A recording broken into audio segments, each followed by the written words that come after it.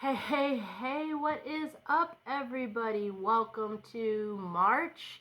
And of course, since it is the first episode of Magical Mondays here in our Mystic Road Trip, that means we are talking about the moons, the full moon, the new moon, and this month we have a holiday.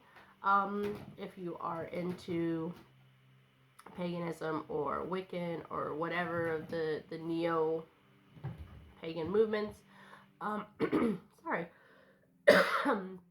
We have Ostara at the end of the month. So we're going to talk all about it. We're going to talk about the moons and what they mean and how you can use them. And we're going to talk about Ostara and what it is and how you can celebrate it. I'm even going to give you a really great recipe. So also I'll talk about it, but obviously I'm not going to cook it on the show. But if you're interested in that kind of stuff, please let me know. Like, I would be down. I love to cook. And I'm a holistic dietitian and all that on top of everything. So I would love to do that for you guys. If it's something you're interested in, let me know. So I'll give you a recipe. The recipe will be available in the description box along with all the other links and everything. So as usual, let me introduce myself in case you've never been here before. My name is Kim, and I am a lover of everything magical, mystical, spiritual, anything you might call woo-woo. I am a tarot reader, an astrologer. I'm a writer. I am a holistic dietitian. I am a meditation coach, and I am a life coach as well. So you can see I'm very much into spirituality and wellness. I happen to take a look at it through the lens of adding a little bit of the magical element into it. I do believe that things like tarot and astrology, crystals and herbs and all of that stuff can be used alongside things like shadow work and mindfulness and all that kind of stuff. It goes hand in hand, I think. So if that sounds like something you're into, then you have found the right place. Make sure to also check out my Thursday episodes. They are all solely about tarot. We take one card a week and we dive deep into it. We're almost through the major arcana. In fact, we will start a new suit about halfway through March, and I'm super excited about that.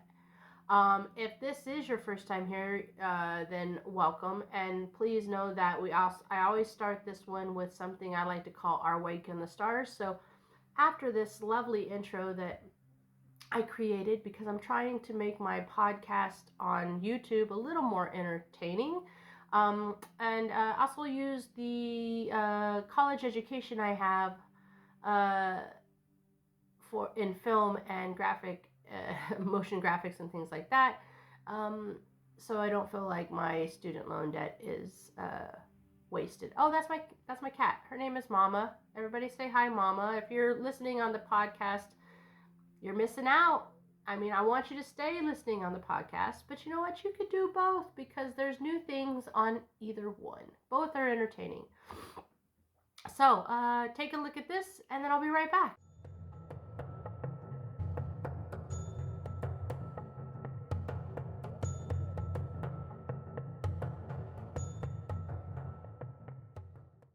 All right, so that was cool, right? It's not everything I can do, but I slapped it together. Just give us a little taste, a little spice it up a little bit. Before we jump into Our Week in the Stars, as usual, if you want to get a hold of me, there's ways to do that in the description box. There's also ways to support the podcast. But if you would just simply like, follow, share, subscribe, comment, do all those things, the more the videos get interacted with, and as the more the podcast, the audio gets interacted with, the more the algorithms push me out, and the larger our community can be. And that's what I really, really want, is to have a large community where we can help each other and share and all that kind of good stuff, you know? So also there's links to the Medium publication that goes along with this. There is always more in-depth things about what the topics I cover, as well as a ton of other things. I am by trade a writer, so obviously I get a lot of stuff over there. Also, there is a link to my other podcast. So if you are into women and you like history, then I say go check it out. It's called Where All the Ladies At. Yeah, right now I am doing Women's History Month, and I'm focusing on sun goddesses, which is kind of cool. And also women who stood up against fascism and philosophers. So if that's something you're interested in, check that link out as well. I got to remember to keep looking over here. All right, guys, so let's get started. We are, of course, going to start with our week in the stars. By the way, if you see me looking down, it's because I have notes down here. I'm too old to kind of try to memorize these things. I'm just being real honest with you. All right, so let's start our week in the stars. We are going to start with March 3rd, which is today. Mercury is going to enter Aries.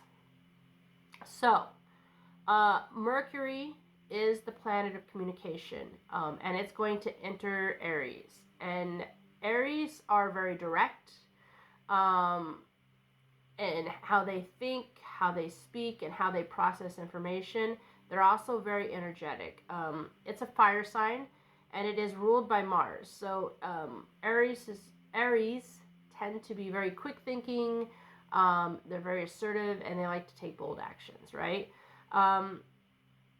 Because this transit, Mercury moving into Aries, it's going to really kind of create this mental shift. And that mental shift is going to really like push the idea of rapid decision making, quick communication, almost like it's like the energy of like speak first, think later, which could be good and could be bad depending on what happens. So what I would say with this is, you're probably going to feel a burst of mental energy. That's great. And you're going to have this drive to get things done.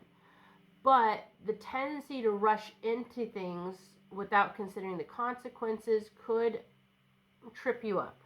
So it's a good time to start new projects, start new conversations, maybe tackle things head on. But I think you have to really be mindful of the impulsive communications, right? Try to really find ways to channel that energy into like setting clear goals, and taking decisive action on those goals. But take a second before you make decisions, before you speak, before you act, because if you just jump, there could be some unnecessary conflicts that come with this energy. So all in all, it's pretty good energy as long as you don't I think don't speak first and then think later. Take a second to think and then speak, is probably what I would say to concentrate on this day. So now we're going to move to, I forgot to put the days on here. Sorry guys, like sometimes this happens to me. I mean well, and I try to be as organized as possible, but sometimes when I'm writing these scripts, things fall by the wayside. So hold on a second. All right, so we're going to go to Thursday, which is March 6th. So the moon in Gemini is going to conjunct Jupiter in Gemini. I love me some Gemini. So when this happens, there's going to be a big push in energy when it comes to like curiosity and intellectual expansion and just like social energy. So you're going to have a lot of energy to chit chat, right? The moon is always over our emotions, and when it's in Gemini, it pushes us to look for mental stimulation, a social interaction. You want to look at new ideas.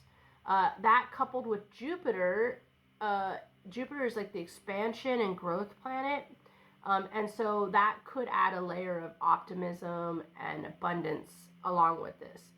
It's a great time to maybe start a new class, learning, share your knowledge, of course, and maybe like get into good like conversations. Maybe this is a good time to have a friendly debate or something like that. But the energy is all about like communication and thought, because Geminis, that's just, they're an air sign, and so all air signs are very intellectual.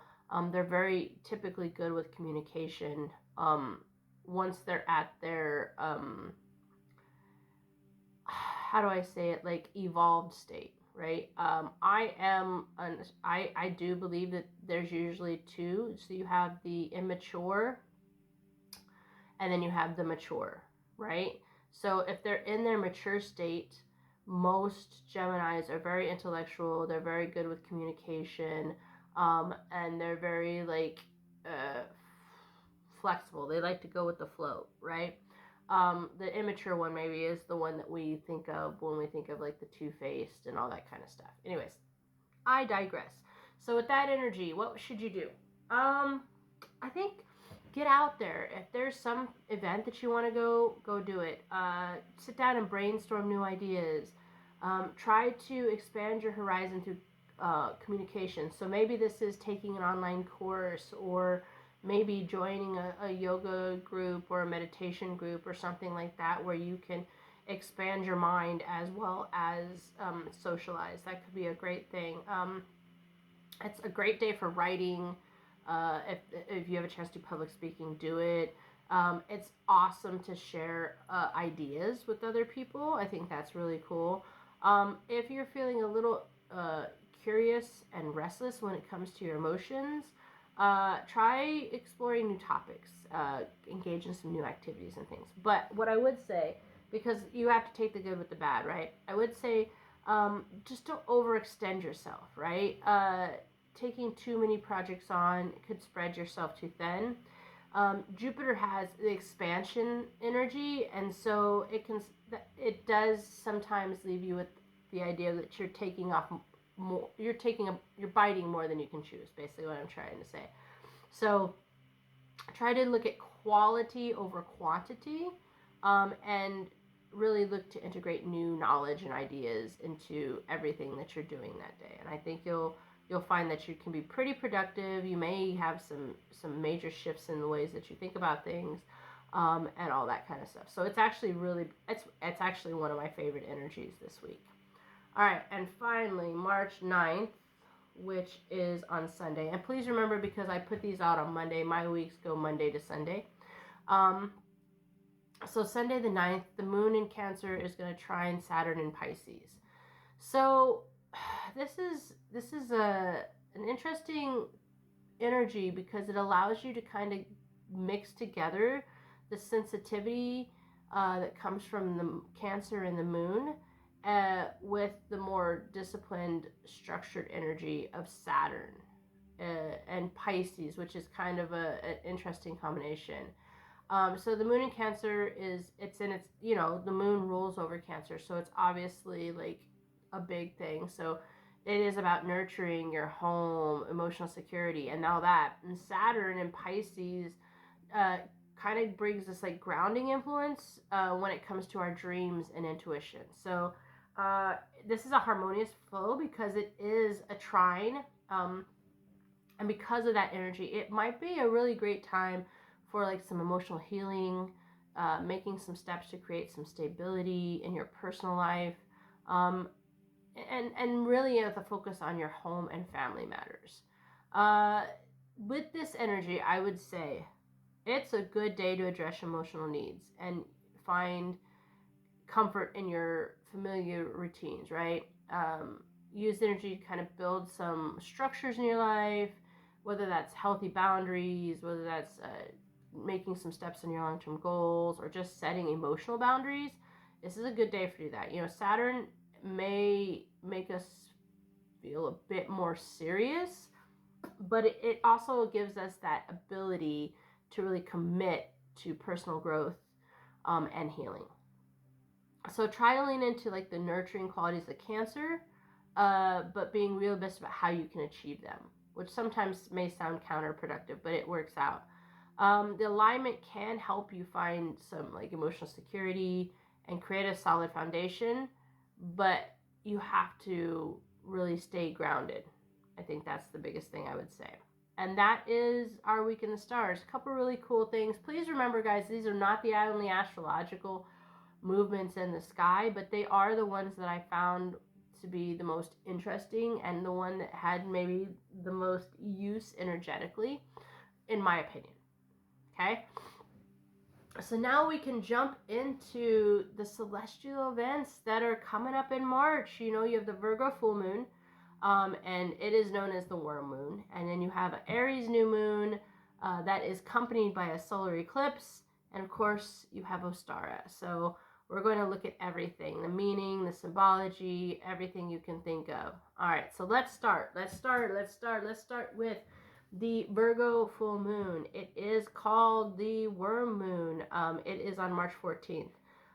The name itself is very much tied to the cycles of life, right? So as the seasons start to shift and the earth starts to kind of like come out of winter, worms start to crawl up from the soil. And that's a signal for renewal of life in the coming of spring. So hence worm moon. The moon in particular is focused on fertility and renewal and transformation. So Virgo, let's look at some of the symbolism. So Virgo is an earth sign. Earth signs are pretty well known for being practical and organized and very service and healing driven. Because the worm moon is in this sign, it's really a great time to like turn inward and kind of like look at the details of your life, right? And look at where you can need to find refinement and improvement.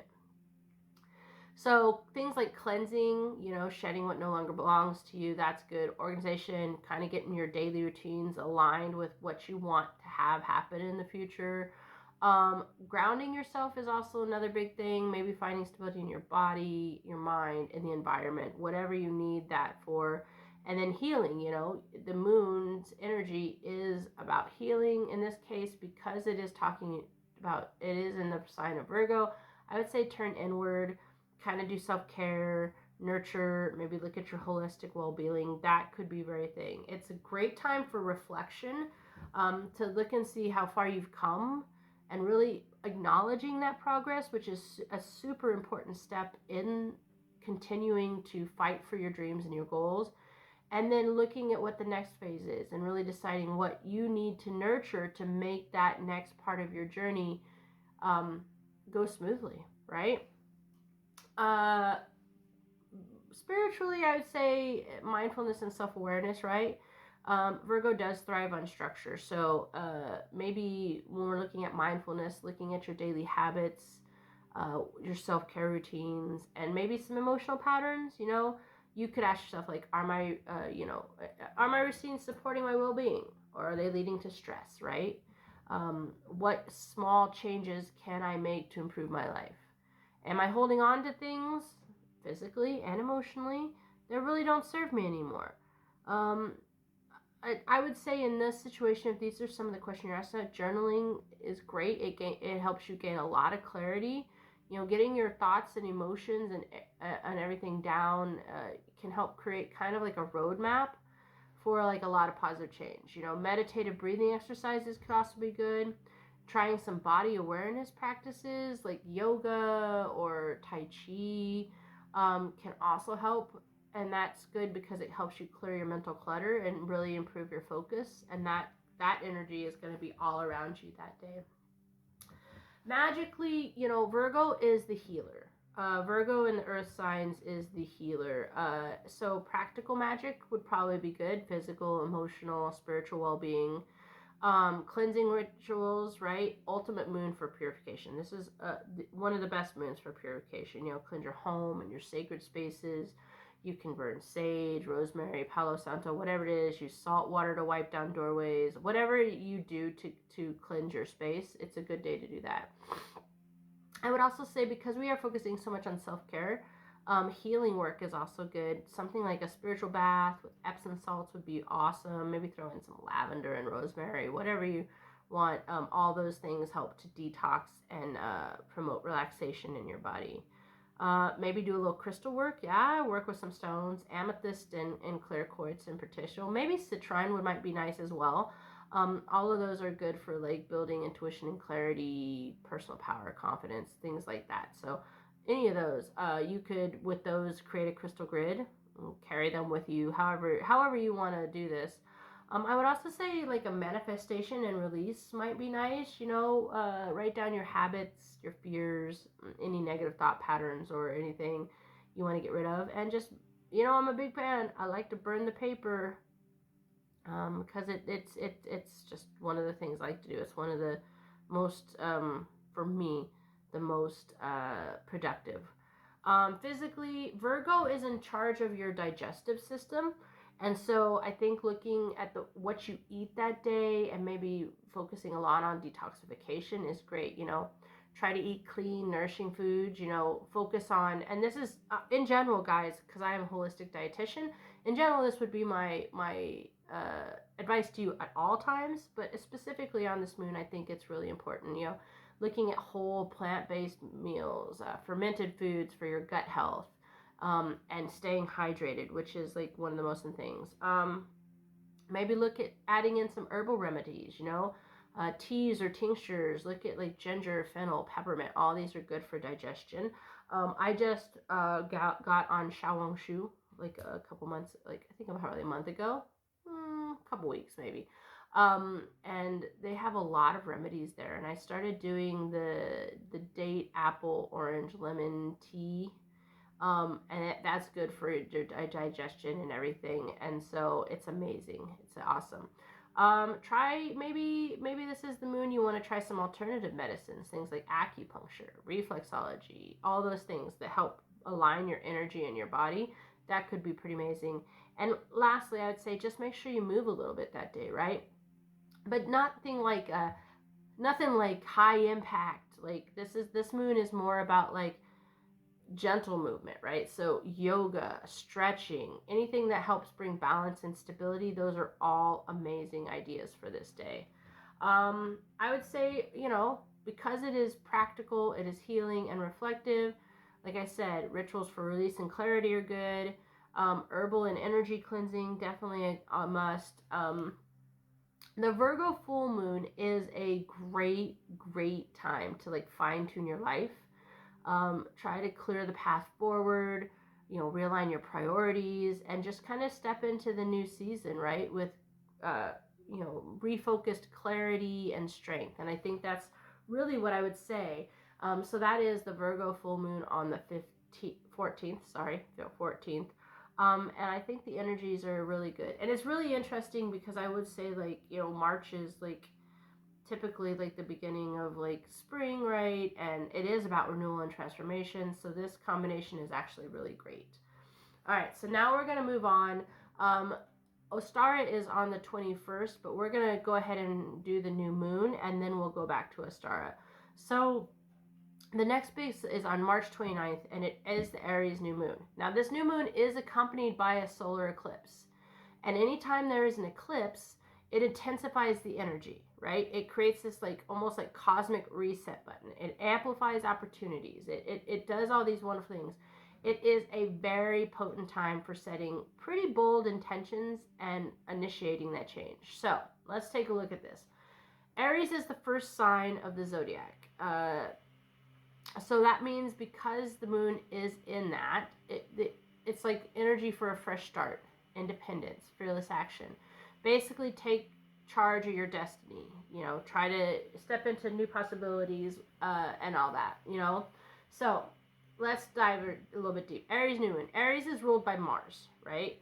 And that is the planet of action and drive. And it makes it one of the most high energy new moons of the year, right? The Aries new moon talks about courage and leadership, It's saying you take initiative, be bold. New beginnings, wipe the slate clean, set fresh intentions, move into a new part of your life, passion and determination, the fire, because Aries is a fire sign, it really talks about pushing us, motivating us, pushing us beyond our comfort zones, which is sometimes a good thing. I do think that, and I'll do something about this at another time, outside the comfort zone for sure. It's also a time to really explore what excites and challenges you. So if there's something you've been thinking about, like maybe it's time to jump into that. Because it is paired with the solar eclipse, the energy is amplified, as I said. So you might find that eclipses sometimes bring about like unexpected revelations, maybe a shift in direction. And it's a turning point. It is a turning point. So I would say if something suddenly changes in your life around this time, the universe is basically realigning you so that you can reach your highest path. So freak out if you need to, but know that in the end, the universe has got your back, kind of idea. And when we're talking about mindfulness with this new moon, I think just reflecting on what's holding you back and trying to make space for growth and renewal. Aries is all about action, but it also requires like self-awareness so that you're making those steps and those movements that really align with your truest desires, right? So things that I would suggest is like meditate on your next steps. You can ask yourself, what do I truly want, right? And that's a hard question, but if you sit there long enough, like it'll come to you. Journaling, of course, you know how I am. Write down some bold steps you can take in the next month to move forward. Breath work and grounding, yet another thing I'm super into, and it's really the answer to a lot of things at all times. Aries is a pretty fast moving and fiery sign. So breathwork exercises can kind of help you channel that energy a little more productively and really help not steer you away from the impulsiveness that comes with the Aries energy. Like I said, Aries is a fire sign, so it is a great new moon for manifestation magic. Now, don't come at me. I know there are some people out there that don't believe you should manifest in eclipses, and that is fine. That is your thing. For me, I think manifestation can be done at any time. I would say in this case, things with fire, speed, and action might be good. So, the idea of lighting something and burning over a candle, that would be awesome. Crystal magic, you could work with like stones that really talk about courage, passion, determination. Things like garnet and carnelian, even red jasper would work really well. Candles, I think if you're going to do candle rituals, it doesn't really matter the color, but if you can get red or orange, that might be really great. Physical health wise, Aries rules the head, face, and muscles. So it's a good time to focus on like physical strength and energy boosting activities. So this new moon, I would say high energy workouts are good. Things like HIIT workouts, running, martial arts, to help you can get, like, control that dynamic energy. Strength training, so building endurance and resilience, right? Weightlifting, body exercises, things like that. For hydration and nutrition, fire signs can burn out real quickly because they do have that go energy. So making sure you stay hydrated and eating nutrient rich foods is super important. Aries energy can sometimes lead to stress and tension, guys. So you might find that there's more of an inclination between headaches and overstimulation this day. So try to balance that, like I said, with breath work, meditation, grounding, eating more grounding foods like leafy greens and root vegetables. These are all pretty good ways to help control that energy a little bit. Once again, the new moon accompanied with that lunar, that solar eclipse really is going to amplify. So you're going to want to look at action, spontaneity, self-empowerment. You can maybe, how can you use that for a celebration? Maybe set clear intentions, be very specific, do some fire rituals, like I said, and really act on things, but not impulsively. Only act if it works, right?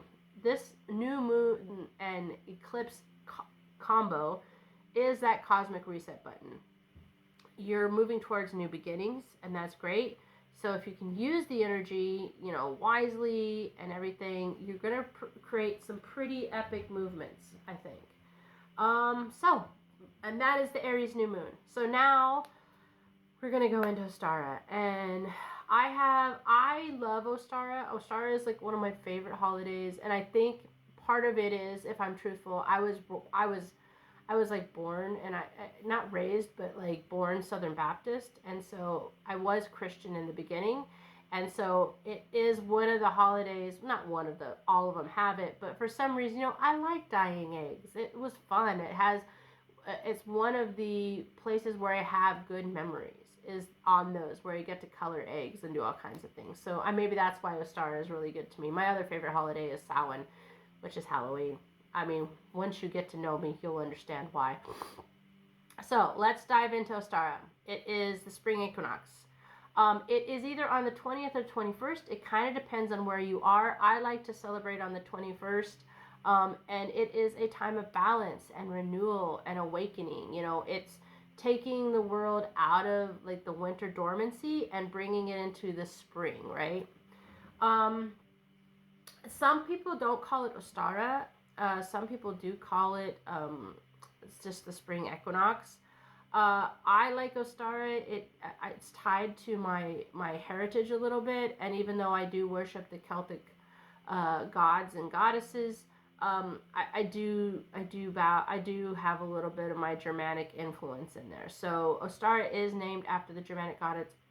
I'm gonna pronounce it, Yostar, Esther. I don't know. Sometimes I can do German, sometimes I can't. I would say Eostri. That's definitely wrong.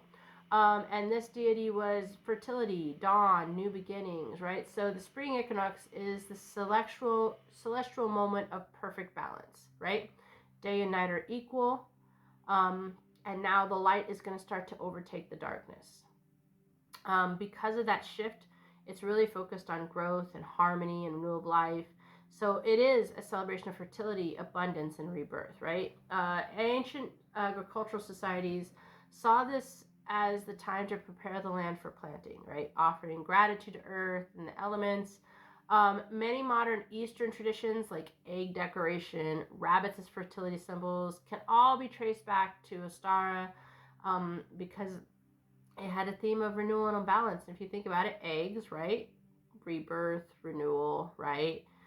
Fertility, and rabbits. I'm not going to go into why, but if you know rabbits, you know why they're a fertility symbol.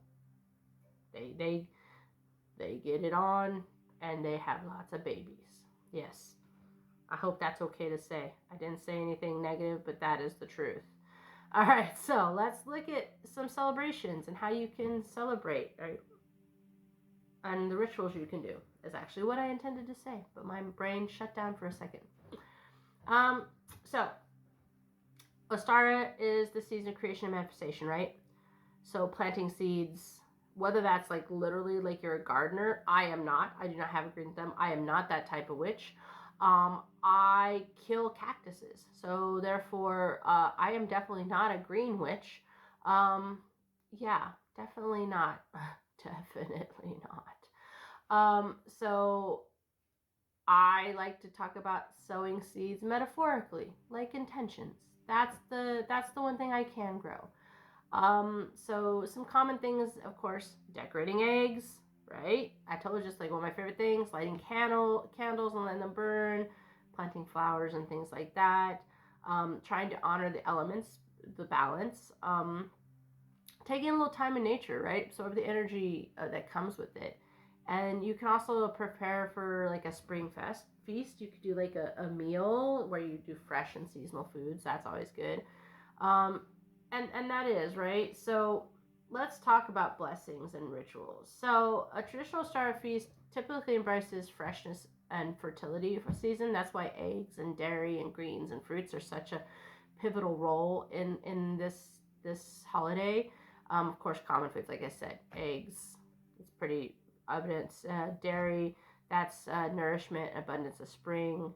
Leafy greens and herbs, so vitality, new growth. Honey cakes, which is a big thing in a lot of old cultures, and then spring fruits like strawberries and apples, of course. It might be nice if you want to celebrate to gather some friends together and have a nice meal. That could be really cool. Like I said, planting seeds of intention is where I focus. So when we talk about the magical practices that I do on Ostara, I like to write my dreams and goals or affirmations. You can bury them in the soil alongside a flower herb bud, which is pretty cool. And this is one of the days where I would say, like, lighting it on fire. Yes, you could technically do that. That does work. But if you have some plants laying around, or you know somebody does, right, slip your little intentions in there. Who's gonna know? And the other thing, of course, like egg magic. So use them in rituals, paint them with symbols, whatever you want. Eggs are the traditional symbol of fertility, right? Ostara is not just about nature's renewal, though. It's about reawakening your body, too. So when we look at physical health and the renewal of that, you have to understand your body, just like everything else in the world, right? You went through winter, right? So winter food is very heavy. I mean, it's delicious. Don't get me wrong, right? But it is heavy. So maybe doing a detox and cleansing, right? try to refresh your body with like greens and herbal teas and that kind of thing might good. Get outside, you know, practice yoga outdoors. Just go for a good walk. That might be nice too. Meditation and breath work could be also great, right? Because as you're doing those things, that's when you're like getting clarity and you're really setting intentions, and that could be pretty awesome. So let's talk about food. There's a lot of ways you can go, but the one that I'm gonna say is that one of my favorite things to do is just to do a frittata. Right? It's simple. It's versatile. You can do a lot of things with it, but it really embraces the idea of Ostara, right? Because first of all, its base is eggs, right? And then you could throw whatever you want in it. I like to throw in some greens, so like some herbs and some spinach maybe, or kale if you want. You can toss in some dairy. If you're not dairy, you can use nut milk. It doesn't hurt anything. And all of that is going to represent like the fertility, renewal, and abundance of spring, right? It all has the ingredients, and you can throw in some bacon. I don't care. Like if you're not a vegetarian, do it. You know, I also think though by doing that frittata, I would also like maybe pair it with like fresh fruit, so strawberries, apples, maybe with some yogurt that's been drizzled with honey, and maybe have like an herbal tea drink. I do. If you want alcohol, you can have alcohol. Maybe like an apple cider might be nice. Or if you want to do herbal teas, you could like do like an herbal Long Island iced tea. I don't know. These are just some things I'm spitballing off the top of my head. Whatever it is, this meal is meant to be nourishing and kind of really celebrate going from the winter cold heavy foods to more light and nourishing fresh kind of idea. And that's kind of what I do. I like the frittata, and you could put cheese in it. I like to put feta in it. Honestly, you could put whatever you want in it. I usually like spinach, and then I put like some feta. You could do asparagus if you have access to it. Kalamata olives are really good, or any type of olive is amazing in it. Maybe dice some tomato up. Maybe a little onion, garlic for sure, right? Like I think, and then all the greens. Like I like a nice herbal mixture. I usually dill, coriander, parsley, yeah, maybe some basil if you want to go that way.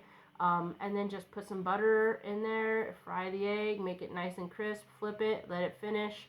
Or if you have an oven, do that and then put it in the oven, let it finish up. Salt and pepper to taste. If you want to make it a little spicy, you can do that.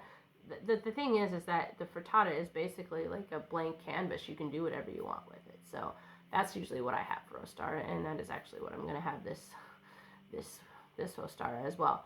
Anyways, that is it for the moons and for Ostara, and I hope that I've given you a lot to think about. I hope that it helps, you know. There's a lot of opportunity for transformation and growth this month. If you can use the energies that are given, right? So, you know, thanks for joining me, and I hope these rituals and practice have like inspired you to help you to use those energies and make them work for you. And remember, you have the power. You always have the power. Stay grounded, stay inspired, stay connected to the universe, and if you like what I'm doing, you know, give me a like, share, follow, all that kind of stuff. There's ways to do that. There's also ways to reach out to me in the description box with my social media. There's also a link to the Medium publication.